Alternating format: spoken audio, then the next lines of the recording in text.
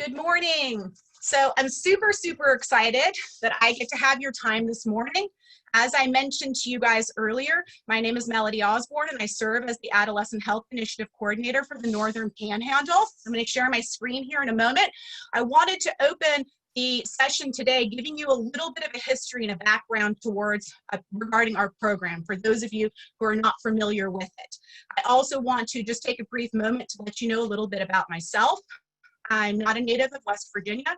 I moved here about 15 years ago, grew up in Southern California.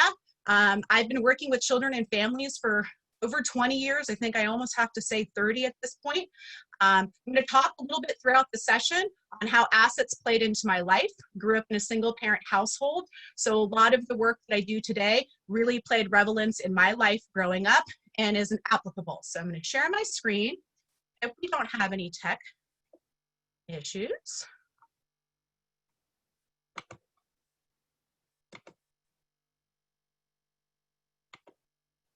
Okay, we all good? Somebody let me know if we have any trouble, but hopefully we'll be all set here. So I wanted to take a few moments just to give a little bit of a history of the Adolescent Health Initiative program. And I'm going to play a video in the moment that's about 3 minutes that gives you a little bit of a history on public health, how we came to be, and how a lot of the programs that many of you probably work with day in, day out in your careers, where they came from, how that funding works. What I have on the screen right now for you is a map of the Adolescent Health Initiative program and how we're broken out in regions.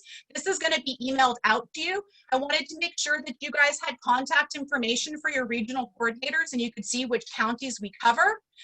And just so that you're aware, we all do a little bit of different work. So the trainings that we offer are different. Our specialties are a little bit different. We work together statewide, so we're always working together, going into each other's regions as well. This is going to be sent out to you, like I said, but I just wanted you to have an idea of how the statewide Adolescent Health Initiative looks.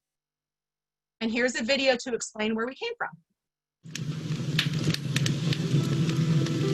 Even cave moms knew that healthy moms equal healthy children and families. Otherwise, we wouldn't be here now. Besides surviving and evolving over the past 100 years, we have achieved many successes in maternal and child health.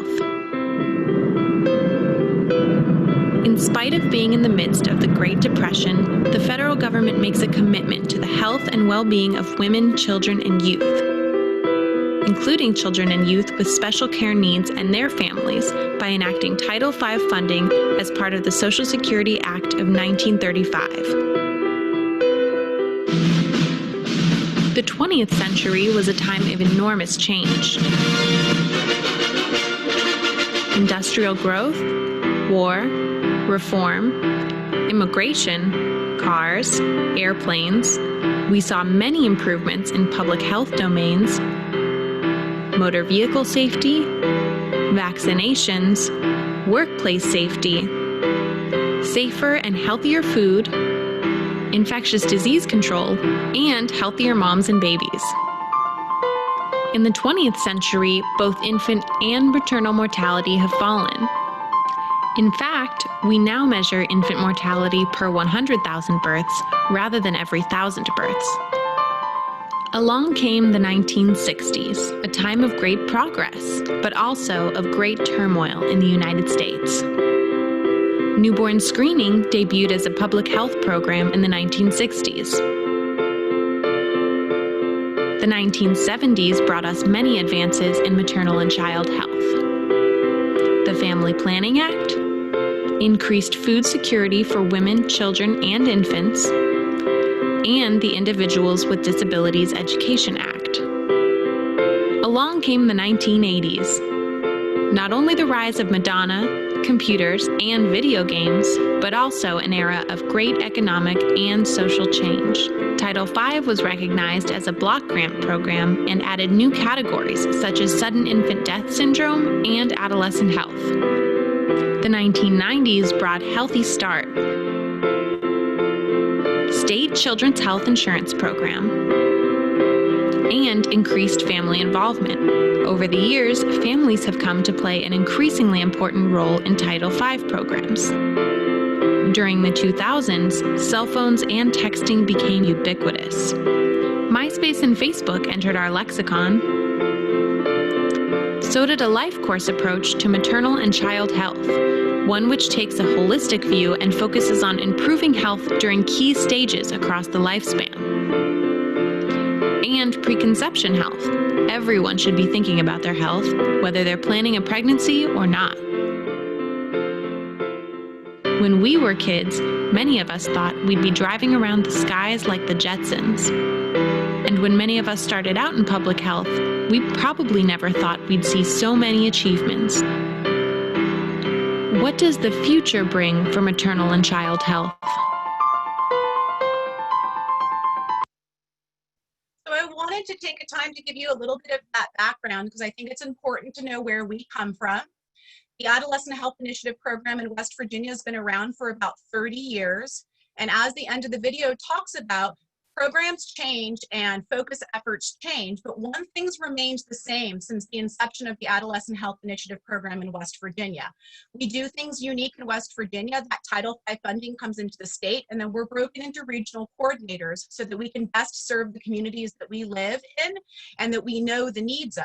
Well, one thing that has not changed is since this program began 30 years ago, we're about to go into a new 5-year block grant that we're starting right now on July 1st, is that the premise of our work has always been based on the work of Search Institute and the Developmental Assets. So I think it's important for those of you that are not familiar that we give just a little bit of a history of Search Institute's work, because as I've mentioned before, they really were on the forefront of adolescent research and taking youth perspective into consideration in the work that we do with youth.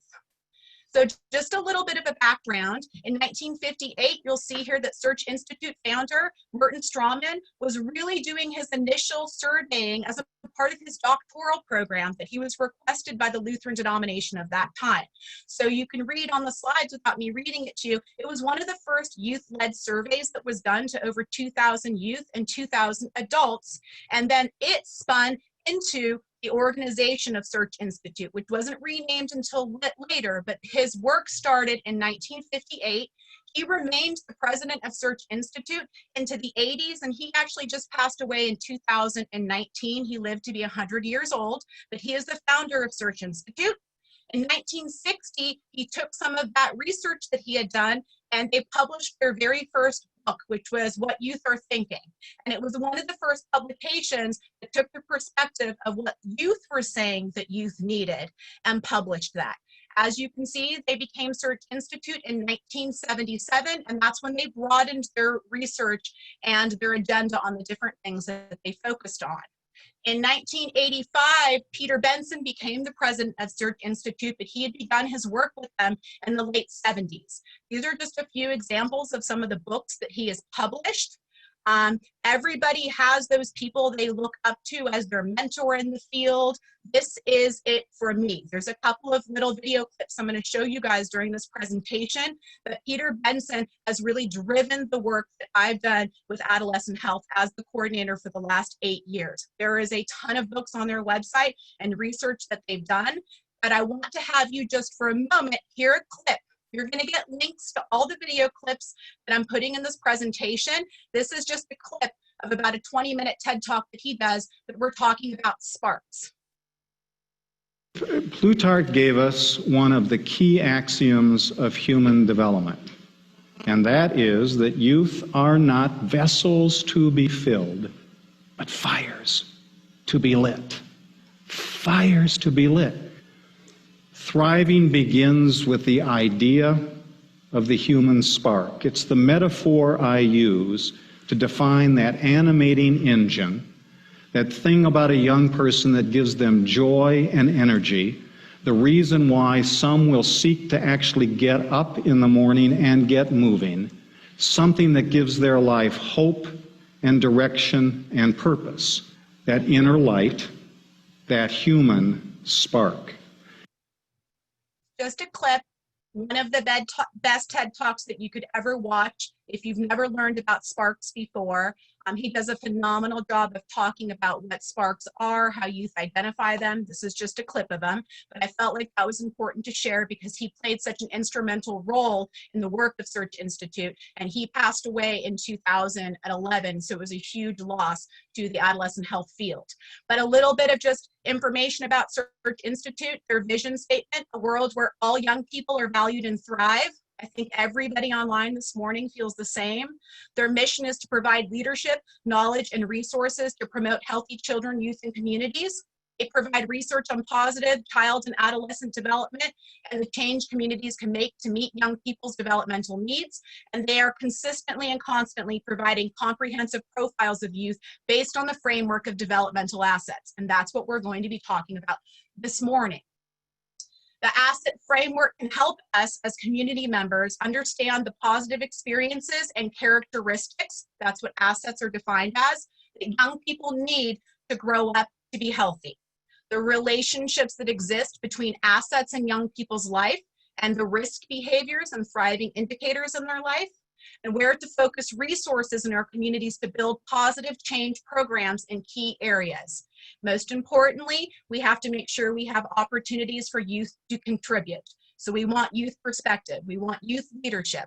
This is not about us telling young people what they want, it's about listening to young people and having the collaboration in the work that we do with young people.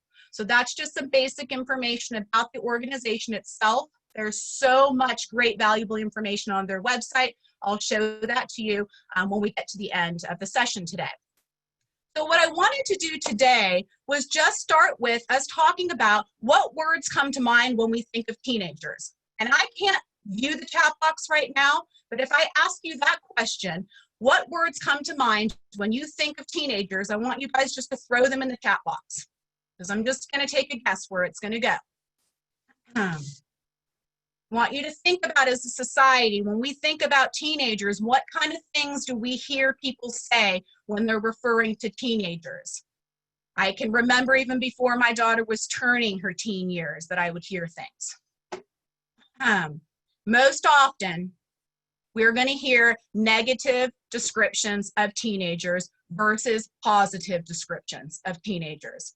Not all of the time, there are exceptions to every rule, and there's lots of us that love working with middle school and high school age students, but generally speaking, we concentrate on the negative, and we try to fix those problems while ignoring the positives and the strengths that our teenagers have. So what I'm going to be asking this morning is that we talk about how we can shift that thinking when it comes to teenagers, because not everybody is a melody that feels like those middle school years are just such fundamental, important years where they're sponges and young people can identify their sparks. But it's a really, really critical time in development for us to be looking at what strengths our teens have. So let me give you just an example in my own life. I was raised in a single parent household. That wasn't the way the plan was for mom when she came to this country as an immigrant and got married, but that's the way it worked out for her. And when I was growing up, about the age of 14, Los Angeles Unified School District decided that they were going to go year-round schooling.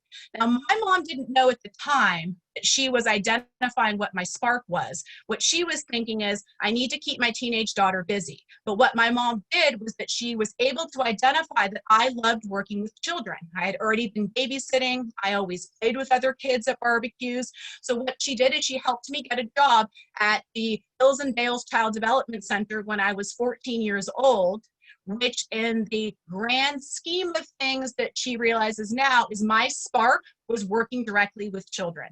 And to this day, however many years later, I won't age myself, I've had many different roles and responsibilities, but waking up every day and trying to make the world a better place and educating people on what children need was my spark at a very early age, and my mom was able to identify that. When I worked with children, that's when I was the happiest. It's what motivates me, and it's where my passion comes from. So that's just an example of how we need to start looking at and thinking about where our strengths lie in our young people and how we can align their activities and the conversations we have with them around those sparks.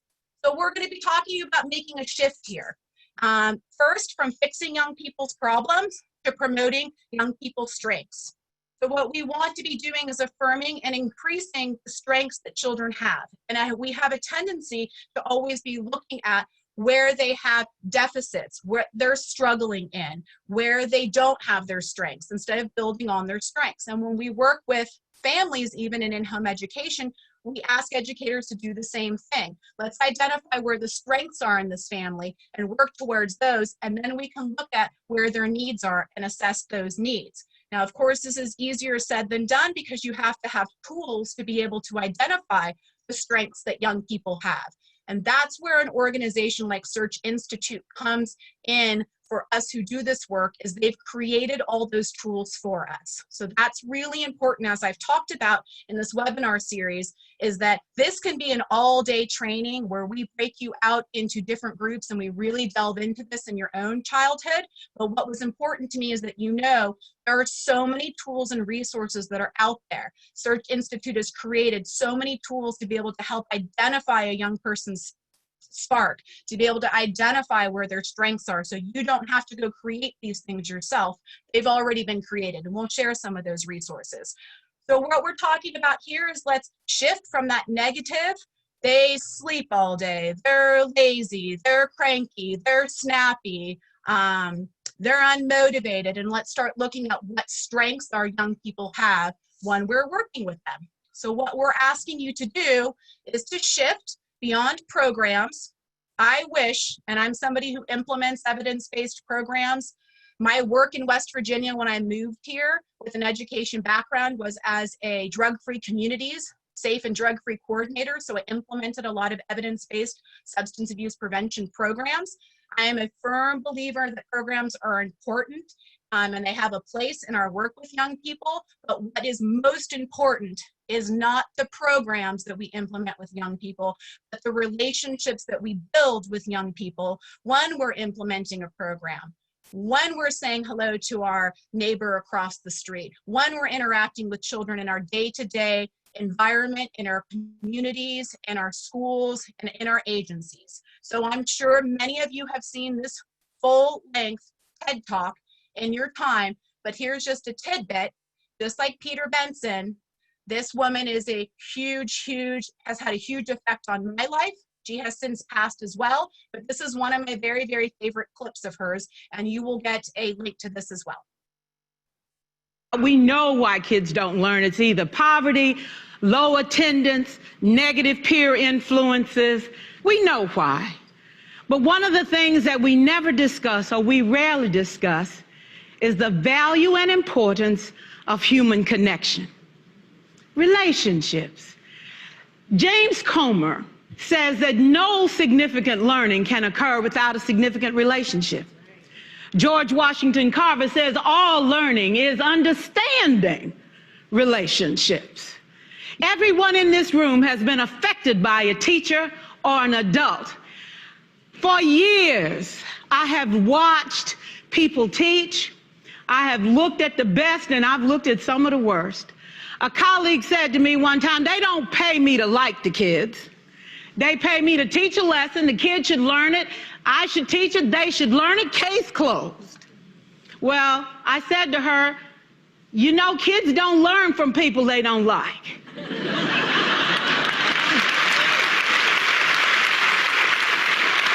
Can we stand to have more relationships? Absolutely. Will you like all your children? Of course not. And you know your toughest kids are never absent.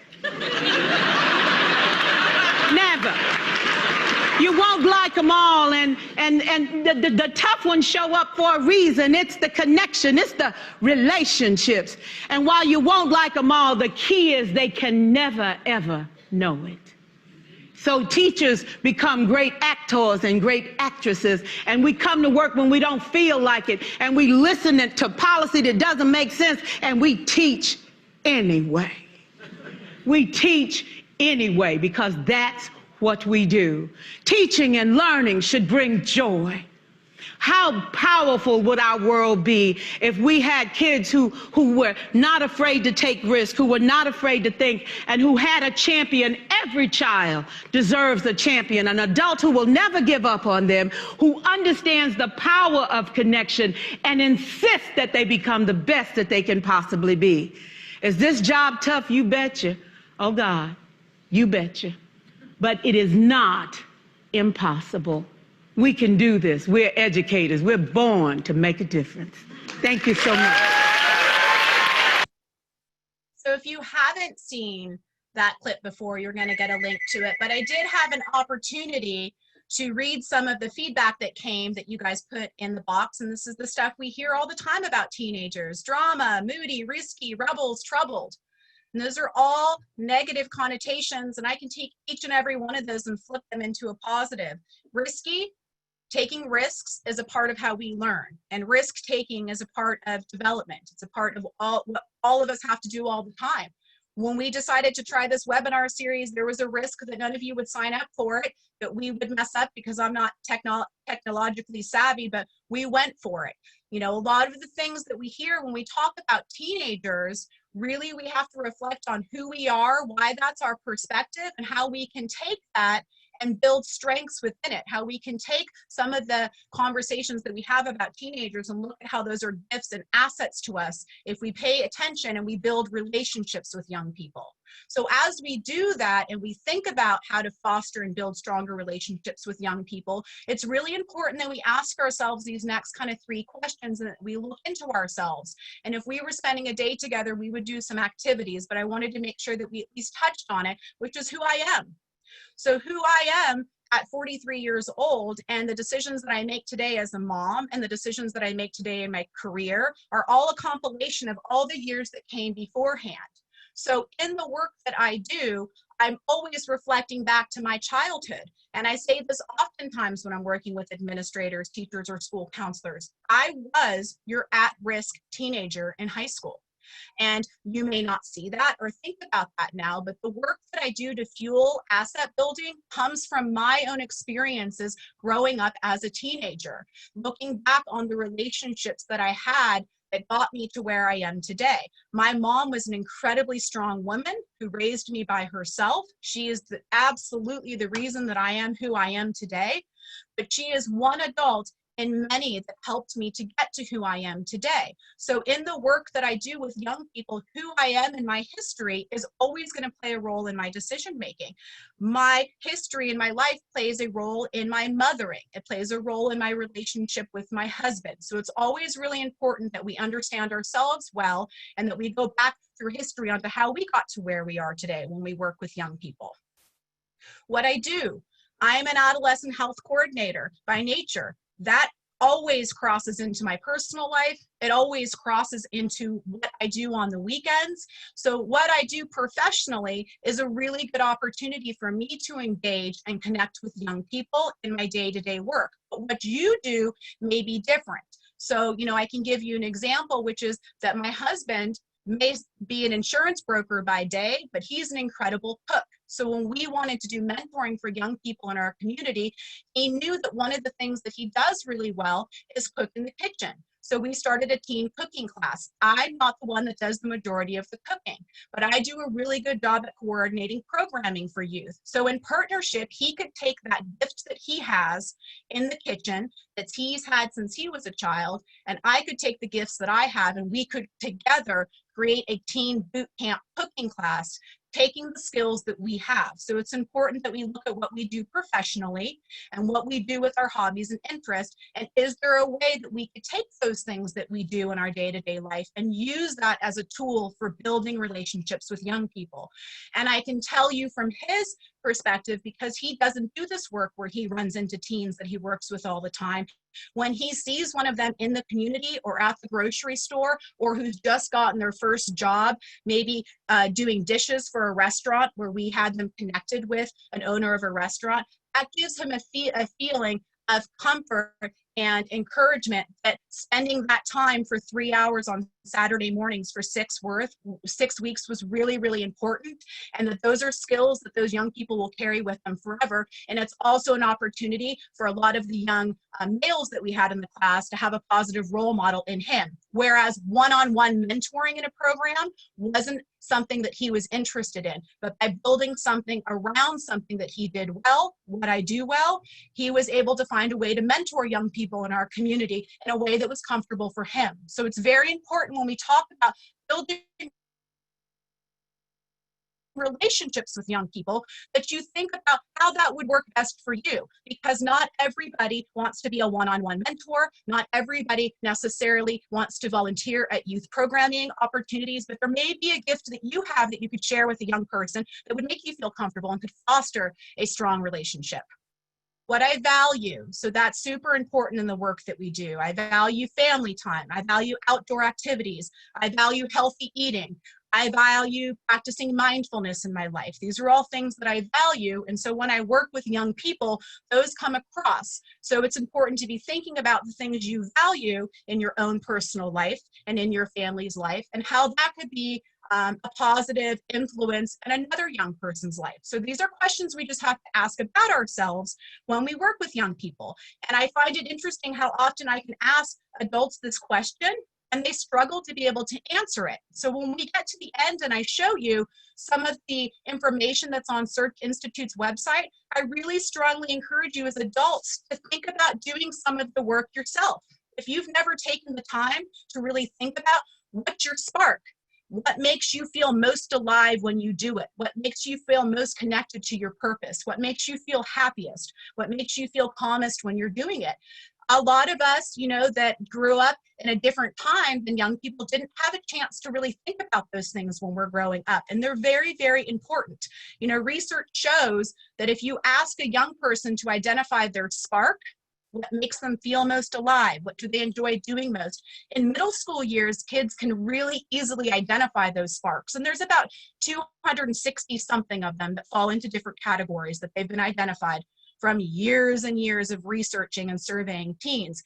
As our teenagers start to get into their high school years and older, it becomes more and more challenging for them to be able to identify those sparks because of all these other pressures that come in, the academic pressures, the pressures from home, the pressures to fit in, the pressures of social media. All of these things start to factor in, and if they haven't really been able to hone in on what their sparks are, it gets harder and harder for them to identify, which obviously means as we get to adulthood, it's much harder for us to identify it as we get busier, as we have more responsibilities.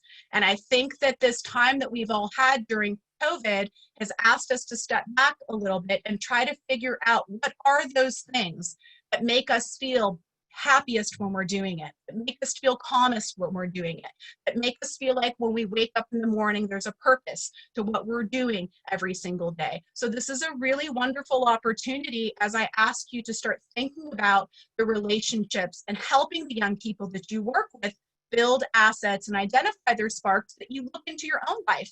Do the work with the young people that you work with. So if they turn the question on you, you can easily answer that for them.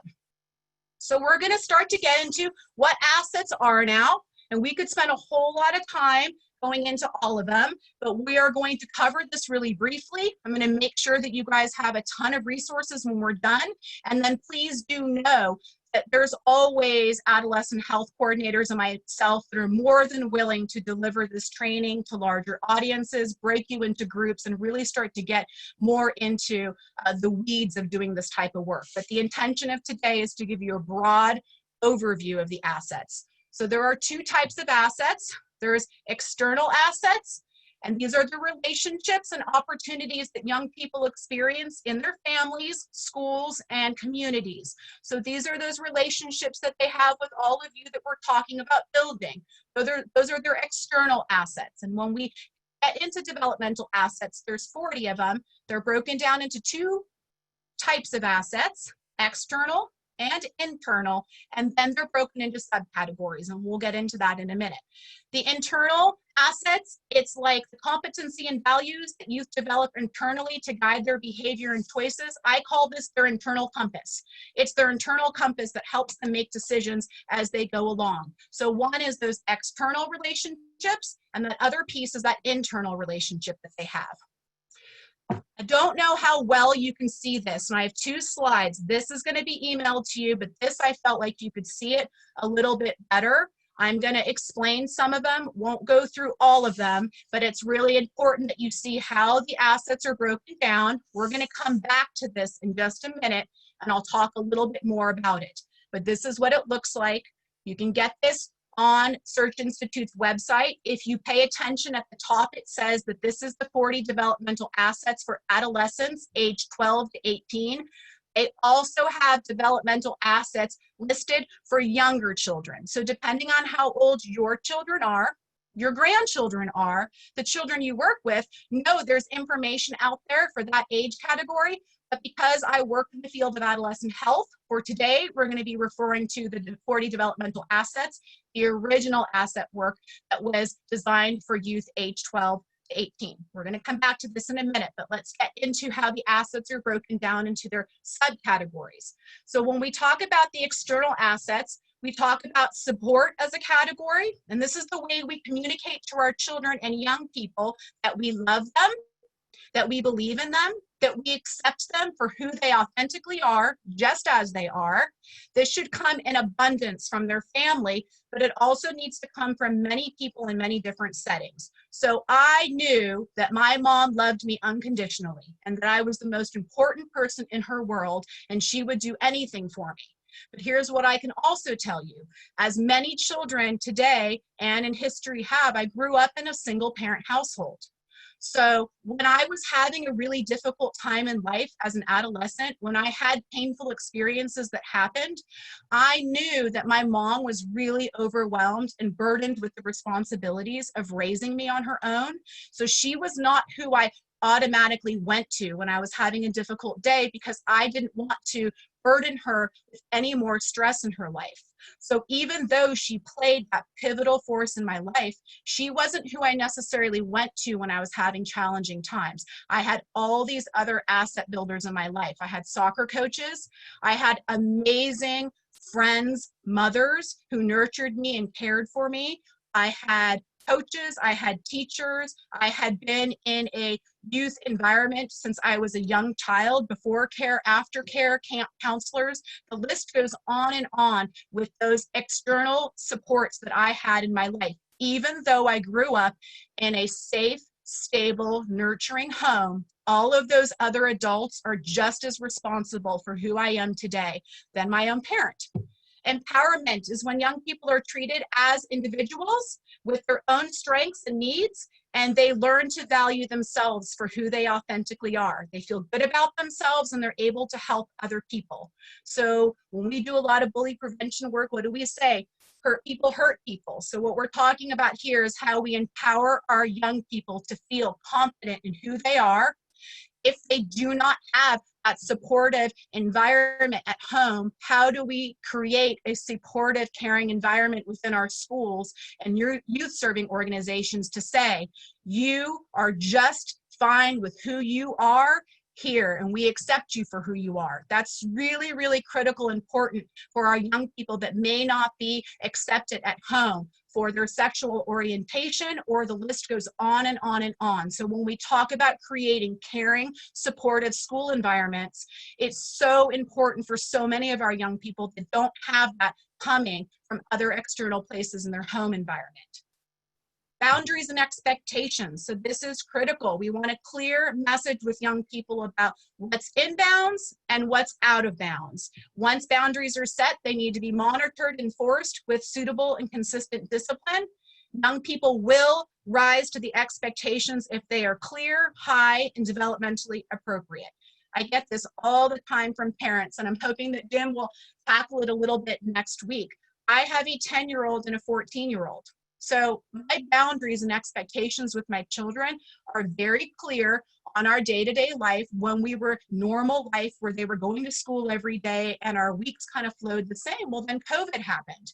So when COVID happened within my own family home environment, I had to set new rules for boundaries and expectations. This is the time of day that we're going to start school. This is the time of day that we're going to eat lunch. This is the time of day school is going to end, and made that very clear for my children. So by the time we got into week 2 or 3, they knew exactly what the expectations are for them when they woke up on those days. And mom will be here working, and this is how that will go. And it's really, really important for young people that we are very clear with what those boundaries and expectations are, because they will rise to meet them. I also encourage parents, especially parents, that there is a time period in your children's life as they start to get older, and I'm talking preschool age, where they should become a part of the conversation when there are consequences to their behaviors. So very often as parents, our children make mistakes or they break our rules, and then we determine what the consequence to their action is. I really strongly encourage you, depending on the age of your child and what's developmentally appropriate at that age, and there's so much great information out there, that you start to have a dialogue with your child about what was that boundary that was crossed, or what was that rule that was broken, and what does your child think the consequence to that action should be. So in our home at 10 and 14, if my child breaks a rule, if there's something that happens in our home environment that requires consequences to those actions, my children already know when we go to have that conversation that I'm going to say to them, what do you think the consequences to your behavior should be? It doesn't mean that's going to be the consequence if their father and I determine there should be other actions, but it's pretty much about 98% of the time, because I've been practicing this since my children were young, that the consequences that they come up with for their behaviors pretty much aligns with something that I would say. And what I'm trying to encourage in my children is for them to start to be able to think through those critical thinking skills of what the consequences to behaviors are and what the expectations are, and for them to be able to start problem solving in life, because our children are going to make mistakes and they're going to mess up, and home should be a safe place for them to come to, where you talk through those things and then consequences to those behavior solutions we come up with together. Constructive use of time. This is so important, providing opportunities to grow through programs and activities. More than 2 million children in care for themselves every single day after school. And this was pulled about 6 years ago, so I would beg to say even more.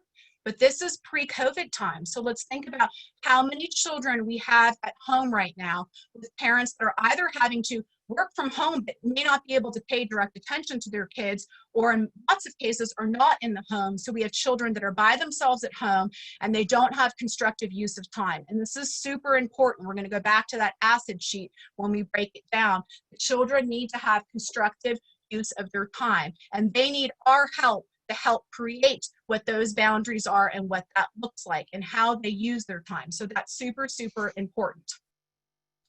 When we delve into the internal assets, this is where I talk about it's that internal compass that guides us. So for a lot of us, our internal compass comes from way, way back when we were children, when we were young, depending on what your family structure was like.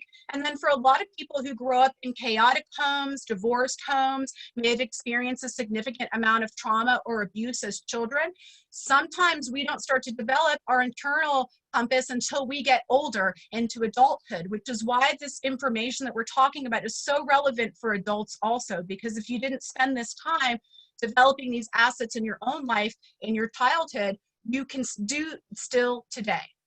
When we talk about a commitment to learning and internal assets, helping children and young people discover the joy of learning, it involves curiosity, the ability to internalize new knowledge, and the discipline that's required for learning. So if I've got early childhood friends, online today, this is where the premise of early childhood education comes from. We scaffold our learning of children. We figure out what children are interested in, and then those activities and group time and books and center time is all scaffolded around what those children's interests are.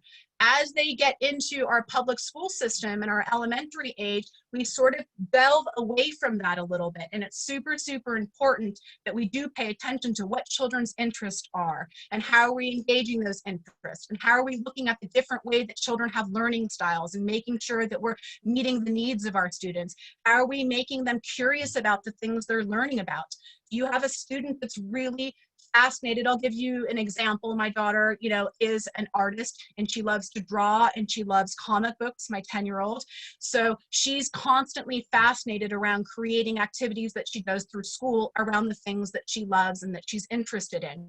So a commitment to learning is huge. It's one of the internal assets. It has to come from within, that drive. For many of us, I say all the time, I'll forever be in school because I'm always reading. I'm always wanting to know what's the newest research that's coming out about young people. What's the newest research on how social media is affecting their mental health? What's the latest research on vaping that affects our teenagers? So I have that drive within myself, and that's something that's important that we build in young people. It doesn't come naturally. Positive values, these are important guides. Young people learn their values by observing us as adults, and young people who acquire positive values, such as standing up for their convictions, telling the truth when it isn't always easy, and accepting responsibility, are less likely to engage in risky behaviors. And this is where it comes from, as I talked about, allowing space for children to make mistakes, allowing space for children to be a part of the process of them learning and building those values within themselves. Telling the truth when it isn't always easy. Children and teenagers are going to lie sometimes. But setting up a home environment that's safe to say, it's okay to tell the truth even when it's hard, and we're going to listen and we're going to work through it. So those positive values that are instilled in young people. And it's really important as we watch young people right now that are standing up. We have watched it in the last year or two, whether we're talking about climate change, whether we're talking about gun control, whether we're talking about a whole range of issues. These are issues that are important to young people. And I say this very often in the work that I do, this is not about politics at all related. It's that I'm 43 years old. So what's really important to me and what I value about the future comes from the perspective of me being a mother, a wife, a daughter in my 43-year-old body. But the perspective that my 14-year-old daughter has is very different, and what she sees for her future and what she feels is important. So we want to continue to encourage that type of, commitment and social change and the things that young people are telling us that they want. It's important that we listen to them, because too often young people will tell you decisions are being made that affect them and they don't have a voice at the table, and they know that and they see that. And so it's very important that we ask them for their perspectives and opinions. Right now is at a very important time in our country to be asking young people how they feel about things that are going on. When you take young people away from normal social interactions, we are human beings. We thrive off connections. So it's so important right now that we're talking to children about how they feel, what's going on in the world, and letting them share their fears. Because far too often as adults, children do not feel like they have an opportunity to talk about what their fears are. Social competencies are a slow, cumulative process throughout childhood and adolescence. They involve gaining assertiveness, making wise decisions based on solid planning, appreciating differences, and knowing how to resolve conflicts. So when I spoke before earlier about you don't have to figure out how to do all these things on your own, there's a tremendous amount of tools and resources out there. This is a perfect example. There are so many amazing tools from Search Institute that you can use to have conversations with teens and talk to them about problem solving. You can ask them a question about a problem that's in the world and how would they solve that problem. And many of the ideas that young people have and that they'll share with us are fascinating to listen to because they're young. They're still in a growth mindset. And as we get older, not all of us, but most of us kind of fall into a fixed mindset where in order to change how we see something, we've got to really read something that rattles and shakes, our values and our thoughts on it and flips our thinking a little bit. But for young people, they're still sponges with that growth mindset. So it's a wonderful opportunity to be asking them, well, what do you think about this that's going on in schools? What do you think about them breaking up the week? What do you think about? And ask them their perspective, because every survey that I've seen that's gone on as a parent of students in the West Virginia school system has all been directed at parents. It's not being directed at young people, and young people have opinions about it too. And I think it's important that we let them feel like they have a voice. Positive identity. Forging an individual identity is a lifelong process that we know as adults. It starts when we're allowed to make choices and discover the ability to master those things. It gives us a sense of purpose, and it helps us feel optimistic about ourselves. And I think positive identity, when we're talking about that, can really be driven by figuring out what a young person's spark is. And as parents, it's really important that we kind of remind ourselves on a regular basis that we are the vessels that bring them into this world, that it's their life to live. And I'll give you an example. I played soccer growing up, so I was more of a sports athlete growing up. I've ended up with 2 daughters that are drawn to the arts. I have no idea where they came from.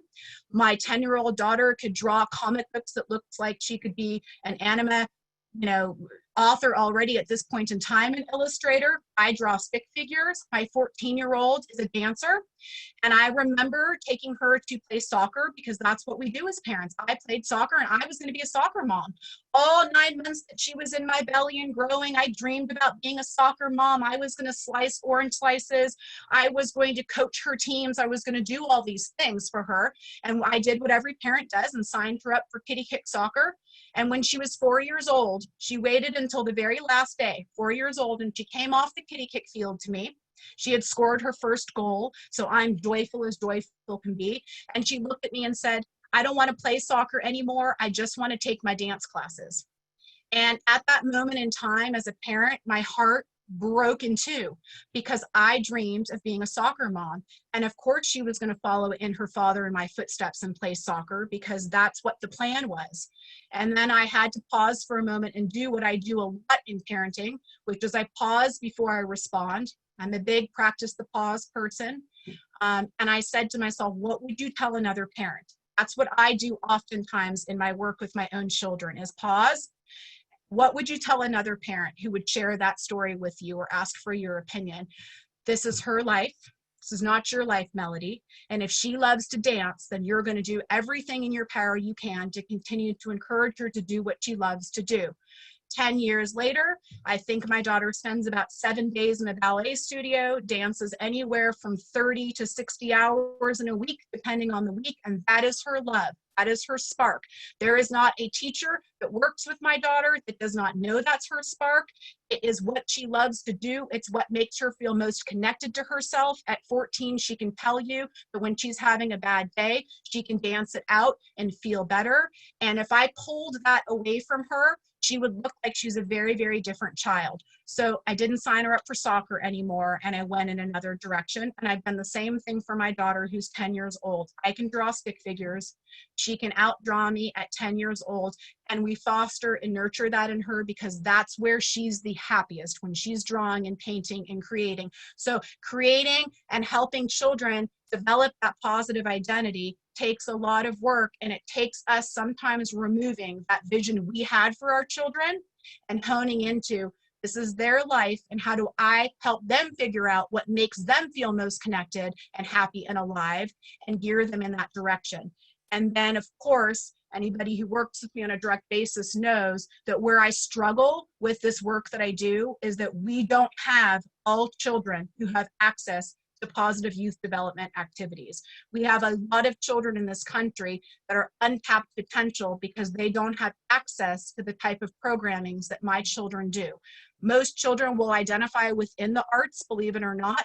It's the first programs that's cut within our school systems. And it's a lot of work that I do is trying to figure out how do we make sure that children who come from underadvantaged households and communities still have access to all these positive youth development activities that we talk about. So let me go back for a second here. Sorry for the sake of the slide that I have to, but if we go back to here, there's 40 developmental assets, 2 categories, your internal and your external, and then the subcategories that we've talked about before. So I don't know if you guys can see my little cursor on there, but These are identified by youth that were surveyed. So this is not something that Search Institute just came up with. When we move a little further into this, I'm going to show you the correlation between the number of assets that young people have in their lives and at-risk behaviors. You're going to get a copy of this sheet. So when you look at a category that says family support, it's saying family life provides a high level of love and support. So it gives you examples of those. But for the sake of time, I'm not going to be able to go through all of them. We would delve into that if we were together for a long period of time and ask you to look back in your childhood on who that person was. Where did you have that part of assets built into your life? Have you ever gone back and told that person that they played that role in your life? But for the sake of time, we're going to move on past here and get into why this is so extremely important, this work. So when we're working with young people, what we're asking you to do is to talk to them about what's most important to them. We don't ask them those questions all the time. We guess possibly, I assume your friends are the most important thing to you, but what's interesting oftentimes is if you ask them that question, they might answer you with something you have no idea, and you don't know that unless you take the opportunity to. And that's why there's so many tools like this, conversations on the go with young people, questions that are created for you. You don't have to come up with this stuff on your own. It's already created for when you're in the car, when you're having conversations. There's tons of information that's out there. But what we're trying to help youth identify is what's most important to them, what's most interesting to them, and what's most surprising to you. These are just conversation starters that you can have with young people. There's so many tools that are out there, and this is important for us to do as adults. When was the last time you asked yourself what's most important to you? Not to your family, not to your community. What's most important to you as an individual? What's most interesting to you? And what's most surprising to you? These questions that we need to be able to ask ourselves to be able to answer. So if a young person flips the question on you, you're prepared to answer that question. So here's where it comes into the importance of why we're talking about this, the power of assets to protect. So the more assets a young person has in their life, the less risky behaviors they engage in. Bottom line, no question about it. We are talking about 2020 right now. You can take it back 30 years ago when our program started and Search Institute's work, and every time they survey young people, the results end up being just about the same. So this is what we're looking at here. The more assets that a young person has in their life, the less likely they are to engage in risky behaviors. Young people with 10 or fewer assets are a much higher risk of using alcohol and engaging in violent behaviors than youth with 20 or more assets. And a similar relation exists for a lot of the other problems when we talk about antisocial behaviors, social problems, substance abuse, prevention, attempted suicide. So there's a direct correlation between the number of assets that people have in their life and risky behaviors that youth engage in. Here is results of the West Virginia high school students who participated in the 2019 Youth Risk Behavior Survey. For those of you that are not familiar with it, the Adolescent Health team helped to implement the surveys this year. So these are results that just came out of high school students 2019 in the spring. We just surveyed them. So I'm not going to read all of them, but I just really want to make sure you understand these are what youth are self-reporting, and it's done. And it's the CDC that funds this type of information that we pull from middle schoolers and high schoolers, and then they anonymously report this information. So you have 36.4% of high school students who have persistently felt sad or hopeless, 20 who have seriously considered attempting suicide. You can read down the list as you go. So there's a direct correlation between what we're talking about here, and here are some results of West Virginia youth themselves self-reporting. This is where it gets the important stuff. So when you look at surveys of over 1 million 6 to 12th graders, the average number of assets among young people is about 18, and that's less than half. Less than a third of young people surveyed have at least 21 of the 40 assets, and only 8% have 31 to 40, which is the goal of Search Institute and the work that we do. So clearly we have way too many young people who construct their lives without a framework of these strengths and assets in their life. So this is why the work that we do is so important. More youth that have assets in their life, the healthier outcomes that result, and we all benefit from that. We all benefit. The more assets that youth have in their life, the lower substance abuse rates, better mental health outcomes, more productive citizens, violence goes down in society. There's a correlation between all of the behaviors that we see that we term at risk. But unfortunately, what happens is a lot of times we see this, and then we go, well, you know what needs to happen in that school? We need to come in and we're going to do a prevention program in that school, and that's going to solve the problem. And that prevention educator is going to come in for 6 weeks, and she's going to deliver that, she or he's going to deliver that program, and the problem's going to be solved. And the reality is that what we really need to be doing is increasing the assets that young people have in their lives. And there are so many different ways for us to do that in the little things we do every day. So it's just another graph for you guys to be able to look at that breaks it down. Again, the aim is to have 31 to 40 assets in your life. So I ask that you guys take a look at, on Search Institute's website, you can go and identify your own assets, go back in time to your own life and see how many assets that you had in your life. And then compare that, to some of the work that you do with young people today. So we don't have time for this, but this is something that we would do if we could spend time together, just like I referred to.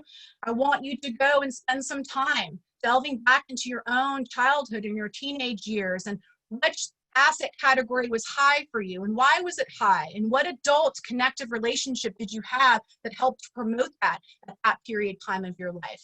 And write those things down. And in a moment, I'm going to show you a clip. It's my favorite of all time. You will never think about lollipops the same in your life, but it's super, super important if you haven't already. And there are adults that pop into your mind that helped you to get to where you are today, that you take the time at some point in time to let them know, hey, by the way, that one day in class where you told me you believed in me, that I could do anything that I accomplished, that carried with me into adulthood, and I really appreciate that. We underestimate the role that we play in young people's lives with our very, very small interactions.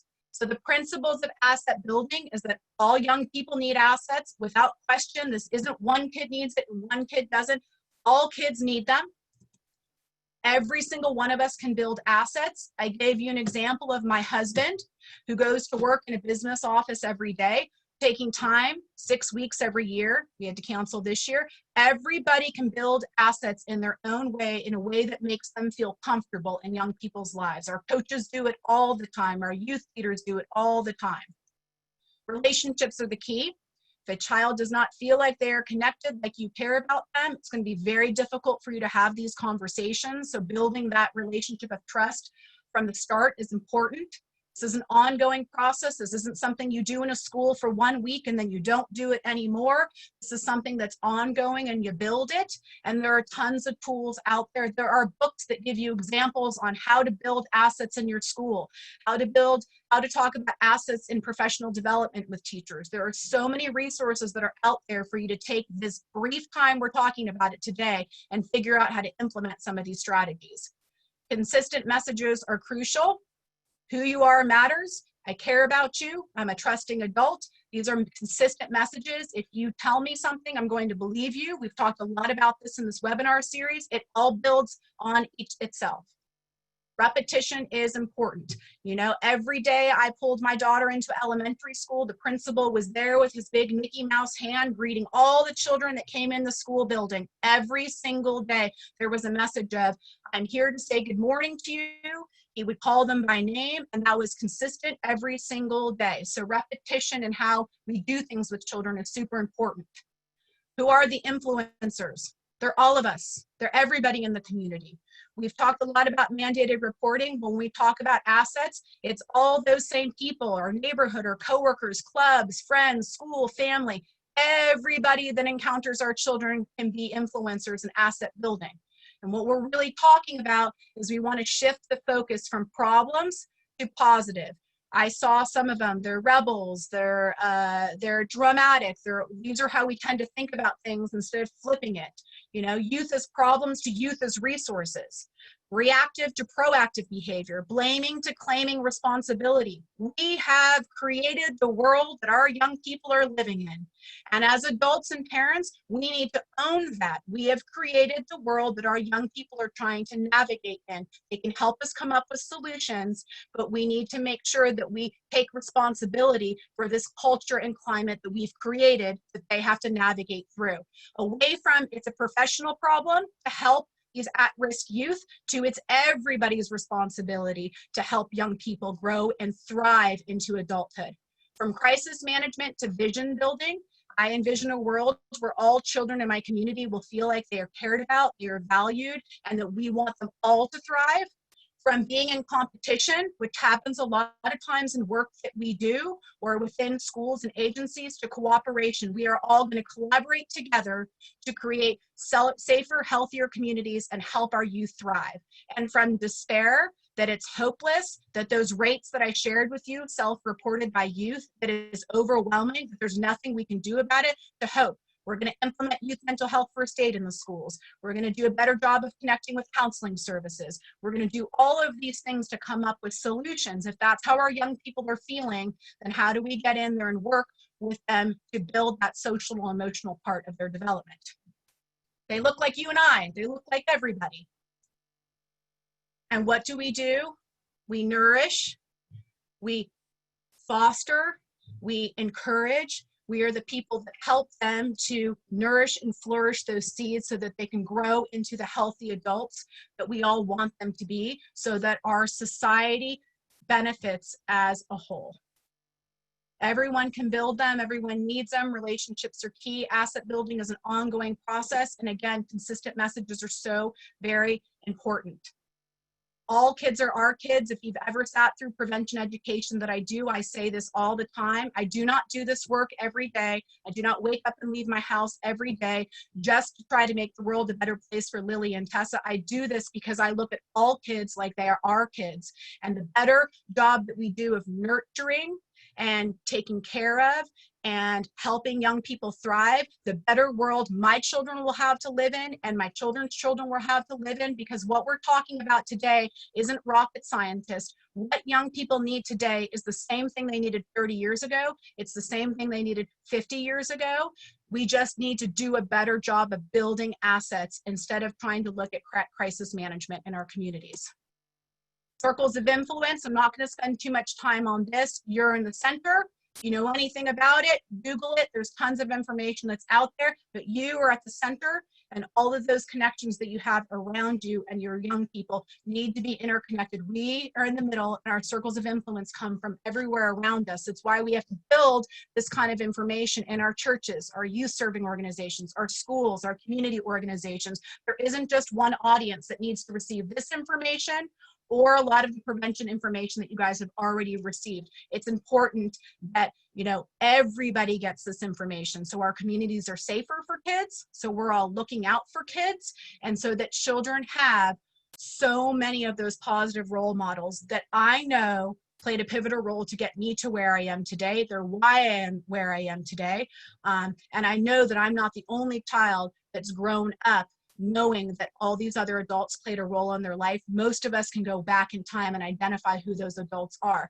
And what I'm going to challenge you with today, I'm going to play my favorite TED Talk of all time at 6 minutes to wrap it up here, is that we have to start believing in the power of one person. We have to start believing that our interactions with young people and the work that we do can play a huge pivotal role in a young person's life, and that we may even be more powerful than we've ever acknowledged we are before. You've worked with kids for a long time. You've had those adults come back to you, because that's what happens when you get older. It's the adults that come to you and say, you know, that one time you said that to me played a significant role in our lives. But we have to start believing in our power to be the change we want to see in this world.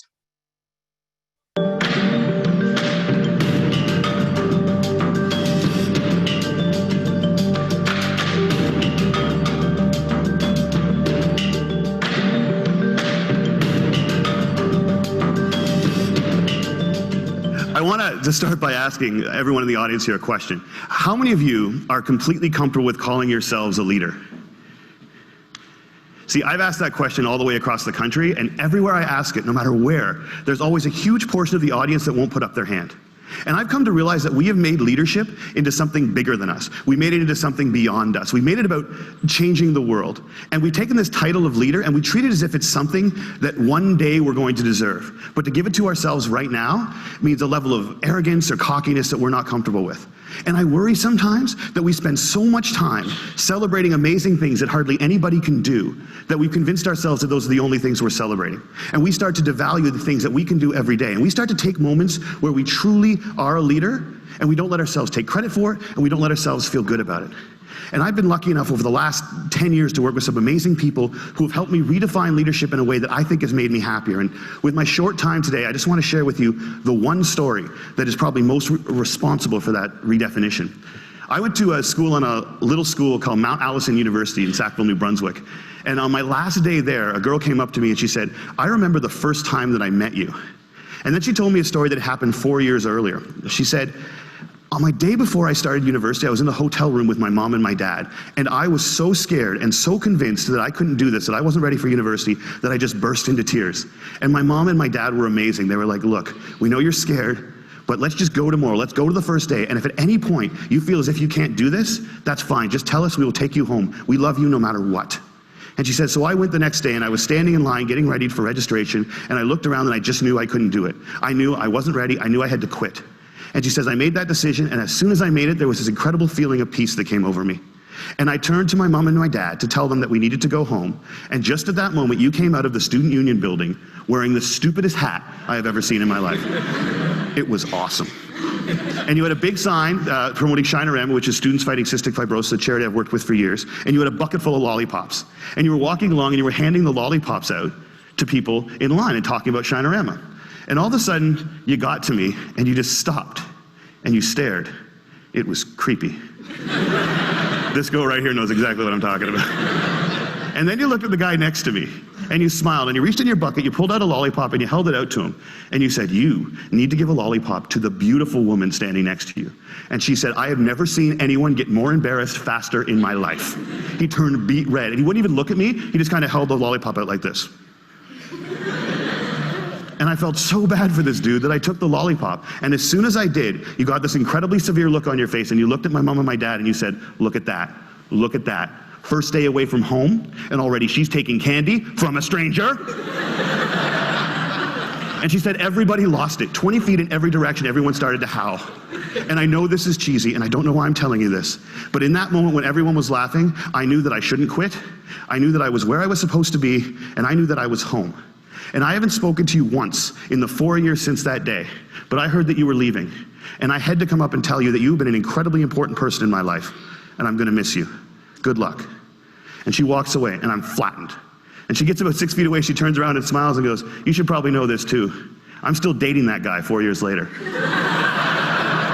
A year and a half after I moved to Toronto, I got an invitation to their wedding. Here's the kicker, I don't remember that. I have no recollection of that moment, and I've searched my memory banks because that is funny, and I should remember doing it, and I don't remember it. And that was such an eye-opening, transformative moment for me to think that maybe the biggest impact I'd ever had on anyone's life, a moment that had a woman walk up to a stranger 4 years later and say, "You've been an incredibly important person in my life," was a moment that I didn't even remember. How many of you guys have a lollipop moment, a moment where someone said something or did something that you feel fundamentally made your life better? All right. How many of you have told that person they did it? See, why not? We celebrate birthdays where all you have to do is not die for 365 days. And yet we let people who have made our lives better walk around without knowing it. And every single one of you has been the catalyst for a lollipop moment. You have made someone's life better by something that you said or that you did. And if you think you haven't, think about all the hands that didn't go back up when I asked that question. You're just one of the people who hasn't been told. But it is so scary to think of ourselves as that powerful. It can be frightening to think that we can matter that much to other people. Because as long as we make leadership something bigger than us, as long as we keep leadership something beyond us, as long as we make it about changing the world, we give ourselves an excuse not to expect it every day from ourselves and from each other. Marianne Williamson said, "Our greatest fear is not that we are inadequate. Our greatest fear is that we are powerful beyond measure. It is our light and not our darkness that frightens us." And my call to action today is that we need to get over that. We need to get over our fear of how extraordinarily powerful we can be in each other's lives. We need to get over it so we can move beyond it. And our little brothers and our little sisters, and one day our kids, or our kids right now, can watch us start to value the impact we can have on each other's lives more than money and power and titles and influence. We need to redefine leadership as being about lollipop moments. How many of them we create, how many of them we acknowledge, how many of them we pay forward, and how many of them we say thank you for. Because we've made leadership about changing the world, and there is no world. There's only 6 billion understandings of it. And if you change one person's understanding of it, one person's understanding of what they're capable of, one person's understanding of how much people care about them, one person's understanding of how powerful an agent for change they can be in this world, you've changed the whole thing. And if we can understand leadership like that, I think if we can redefine leadership like that, I think we can change everything. And it's a simple idea, but I don't think it's a small one. And I want to thank you all so much for letting me share it with you today. Have a great day at TED. I'll see you later.